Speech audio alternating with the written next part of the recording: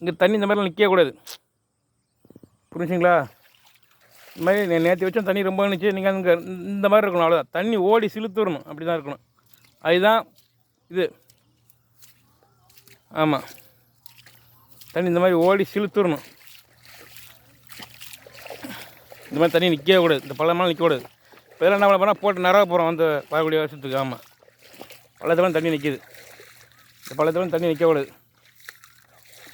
சரி நண்பர்களே, நான் உங்கள் பருத்தி விவசாயி டெல்டாவிலிருந்து. இந்த வீடியோ பிடிச்சிருந்துச்சினாக்கா ஷேர் பண்ணுங்கள், சப்போர்ட் பண்ணுங்கள். அடுத்தடுத்த எபிசோடில் உங்களுக்கு நான் இந்த பருத்தி எப்படி இருக்குன்றது இதெல்லாம் வந்து பார்த்தீங்கன்னா வளர்ச்சி ரொம்ப கம்மியாக இருக்குது. இந்த செடி இதெல்லாம் பிஞ்சும் இல்லை பூவும் இல்லை. இது 2 பிஞ்சு வச்சுருக்கு. இந்த பூவு 500 ரூபா, இந்த பூவு 500 ரூபா. ஒரு பூ 500 ரூபாய்க்கு போணுச்சுனாக்கா ஒரு செடிக்கு 4 பூ 2000 ரூபா.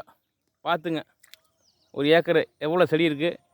நானும் ஒரு மிகப்பெரிய ஒரு தொழிலதிபராகி நானும் ஒரு 100 கணக்கான பேருக்கு வேலை கொடுப்பேன். அதனால் இந்த வருஷம் பஞ்சு நல்ல விலைக்கு போகணும் அப்படிங்கிறத உங்கள் இடத்துல நான் ஒரு கோரிக்கையாக வைக்கிறேன். மக்களாகிய நீங்களே வணக்கம், காலை வணக்கம்.